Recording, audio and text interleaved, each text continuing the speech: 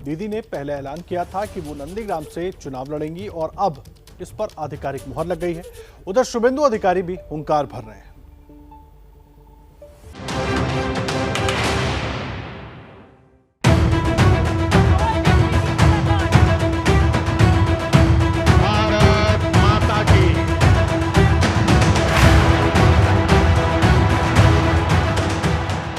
बंगाल की चुनावी बिसात बीत चुकी है और शुक्रवार को दीदी ने अपने 291 सिपाहियों का ऐलान भी कर दिया और सीटों के इस ऐलान के साथ ये भी साफ हो गया है कि लड़ाई भले ही कोलकाता की कुर्सी पर काबिज होने की है, लेकिन असली संग्राम नंदीग्राम में छिड़ेगा।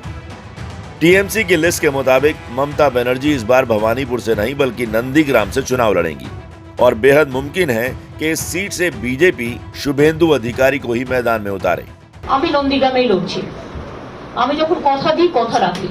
शुभेंदु जब तक टीएमसी में रहे नंदीग्राम पर उनका एक छत्राधिकार रहा, लेकिन इस सीट पर डायरेक्ट एंट्री मारकर दीदी ने बीजेपी और जनता को संकेत देने की कोशिश की है कि वो इस बार पूरा खेला करने के मूड में है। इधर शुभेंदु का जोश भी हाई है।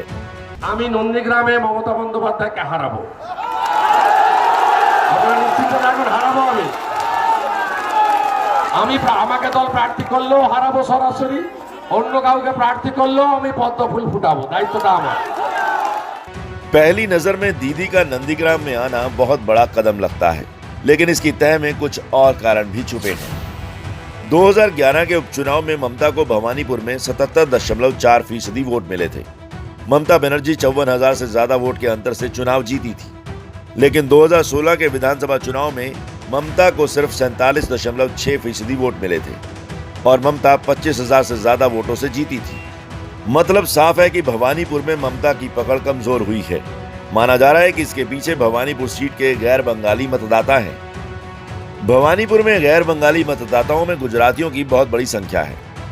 भवानीपुर से वो हारने वाली थी, उस डर से वो वहां गई है और वहां पर भी हारेगी और वहां से जो भी भारतीय जनता पार्टी का उम्मीदवार लड़ेगा वो हराएगा। शुभेंदु अधिकारी जी को अगर नंदीग्राम से जो है वो वही उनका गढ़ है, अगर वहीं से उन्होंने पहले कह चुके हैं कि अगर उनको वहाँ से टिकट मिली तो वो वहाँ से लड़ेंगे और 50,000 वोट से ममता दीदी को हराएंगे।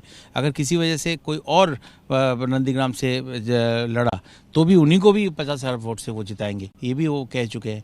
नई पारी के लिए दीदी ने जिस नंदीग्राम को चुना है वहाँ मुस्लिमों की आबादी निर्णायक है और दीदी पर तो बीजेपी पहले ही तुष्टीकरण का आरोप लगाते आई है, लेकिन इससे बेपरवाह टीएमसी ने इस बार भी धार्मिक समीकरण का पूरा ख्याल रखा है।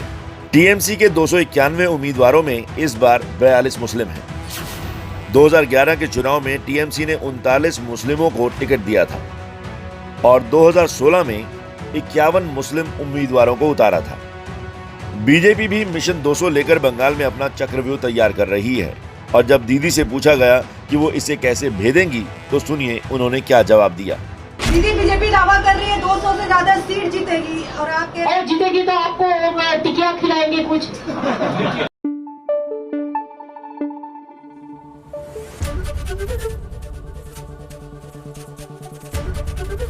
एबीपी न्यूज आपको रखे आगे।